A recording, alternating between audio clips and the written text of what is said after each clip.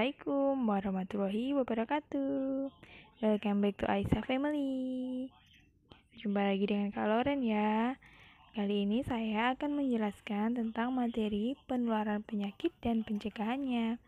Materi ini merupakan bagian dari mata pelajaran K3LH untuk siswa-siswi SMK Kesehatan Program Studi Farmasi Klinis dan Komunitas.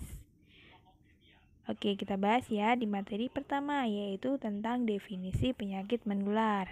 Penyakit menular merupakan salah satu masalah kesehatan yang penting di Indonesia karena morbiditas dan mortalitasnya yang tinggi. Morbiditas yaitu angka kesakitan, sedangkan mortalitas yaitu angka kematian.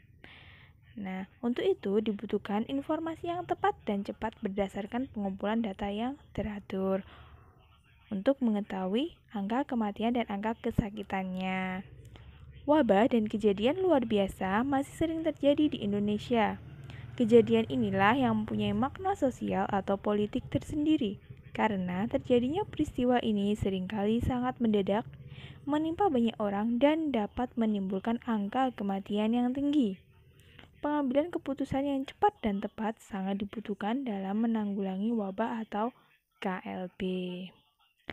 Sedangkan wabah penyakit menular merupakan kejadian berjangkitnya suatu penyakit menular dalam masyarakat yang jumlah penderitanya meningkat secara nyata melebihi keadaan yang lazim pada waktu dan daerah tertentu serta menimbulkan malapetaka. Wabah seperti yang terjadi saat ini ya, wabah COVID-19 yang belum juga selesai itu termasuk wabah penyakit menular. Ini juga menimbulkan angka kesakitan atau morbiditas dan mortalitas yang sangat tinggi. Nah, berikutnya yaitu kejadian luar biasa. Adalah timbulnya atau meningkatnya suatu kejadian kesakitan atau kematian yang bermakna secara epidemiologis pada suatu kelompok penduduk dalam kurun waktu tertentu. Jadi kalau KLB itu ada batasan waktunya. Misalkan dalam 1 bulan ini terdapat kejadian peningkatan penderita DBD. Nah, jika kejadian DBD itu lebih parah daripada tahun berikutnya, tahun sebelumnya di bulan yang sama, itu bisa dikatakan KLB ya. Suatu KLB apabila memenuhi kriteria sebagai berikut. Nah, yang pertama adalah timbulnya suatu penyakit menular yang sebelumnya tidak ada atau tidak dikenal. Peningkatan kejadian penyakit atau kematian secara terus-menerus selama 3 kurun waktu berturut-turut, yaitu berdasarkan jam, hari, atau minggu menurut jenis penyakitnya.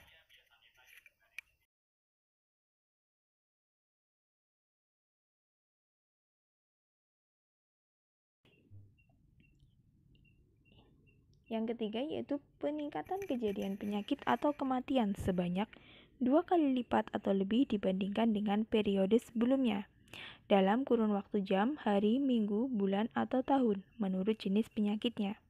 Yang keempat, jumlah penderita baru dalam 1 bulan menunjukkan kenaikan 2 kali lipat atau lebih bila dibandingkan dengan angka rata-rata per bulan dalam tahun sebelumnya. Yang kelima, angka rata-rata per bulan selama 1 tahun menunjukkan kenaikan 2 kali lipat atau lebih dibanding dengan angka rata-rata per bulan dari tahun sebelumnya. Yang keenam, case fatality rate atau CFR suatu penyakit dalam 1 kurun waktu tertentu menunjukkan kenaikan 50% atau lebih dibandingkan dengan CFR periode sebelumnya. CFR yaitu angka kematian kasus, yang merupakan angka perbandingan antara jumlah kasus yang meninggal dengan jumlah kasus kejadian dikalikan 100%. Jadi kita hitung jumlah orang yang meninggal ada berapa perbandingkan dengan jumlah terjadinya kasus atau jumlah orang yang mengalami sakit. Nah, kemudian akan dikalikan dengan 100%. Nanti akan ditemukan angka kematian kasus atau case fatality rate ya. Nomor 7 yaitu proportional rate atau PR. Penderita baru dari suatu periode sebelumnya dalam kurun waktu yang sama.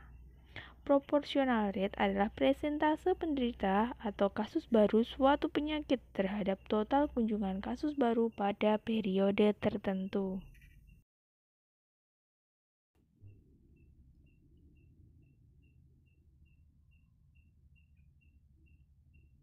Yang 8, kriteria KLB untuk beberapa penyakit khusus seperti kolera, dengue hemorrhagic fever, atau dengue shock syndrome adalah sebagai berikut. A. Setiap peningkatan kasus dari periode sebelumnya atau pada daerah tertentu. Yang B. Terdapat satu atau lebih penderita baru yang pada periode 4 minggu sebelumnya daerah tersebut dinyatakan bebas dari penyakit yang bersangkutan. Pembagian penyakit menular dilihat dari sifat gejala serta penyebabnya atau serta penyebarannya. Penyakit menular dapat dibagi menjadi dua golongan. Yang pertama adalah penyakit yang bersifat kronis endemis, dan yang kedua yaitu penyakit yang bersifat akut epidermis.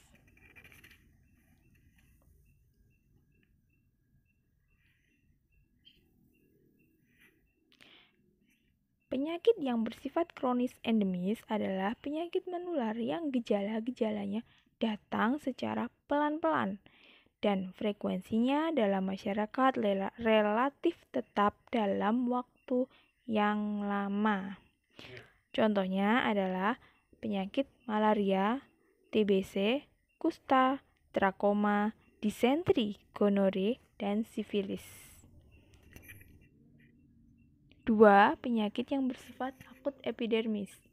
Penyakit akut epidermis adalah penyakit menular yang gejalanya datang secara mendadak dan penyebarannya berlangsung dengan cepat.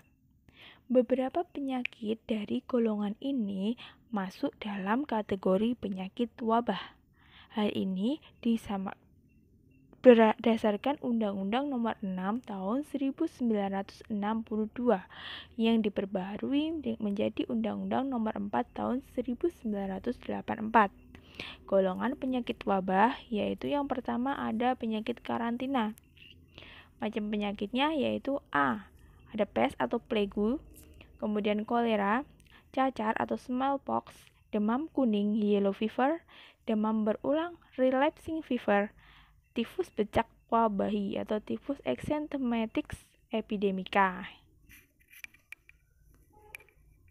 Nah, penyakit non karantina. Di sini ada tifus perut, paratifus ABC, disentri basili, radang hati atau hepatitis infeksiosa, parakolera eltor, difteri, kejang tengkuk, yang termasuk kejang tengkuk itu meningitis cerebrospinalis epidemica, kemudian ada lumpuh kanak-kanak atau poliomyelitis anterior acuta.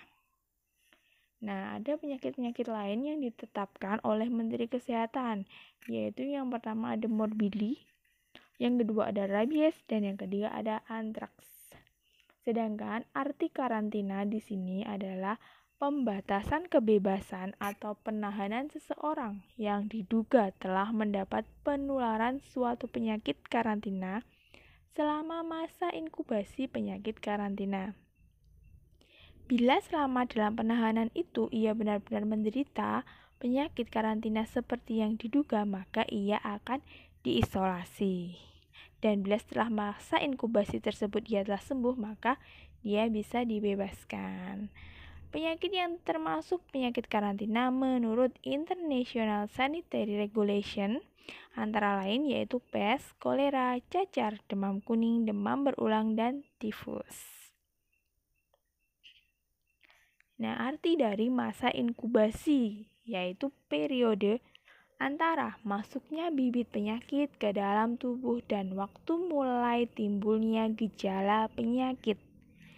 Panjangnya masa inkubasi untuk masing-masing penyakit karantina dengan ketentuan dari ISR itu berbeda-beda. Panjang masa inkubasi untuk penyakit karantina yang pertama pes. Pes ini masa inkubasinya selama 6 hari. Kolera selama 5 hari, cacar di sini 14 hari, demam kuning 6 hari, demam berulang 8 hari, tipus bercak wabahi 14 hari. Oke, sekian materi dari saya. Terima kasih sudah menyaksikan video ini. Semoga sehat selalu. Wassalamualaikum warahmatullahi wabarakatuh.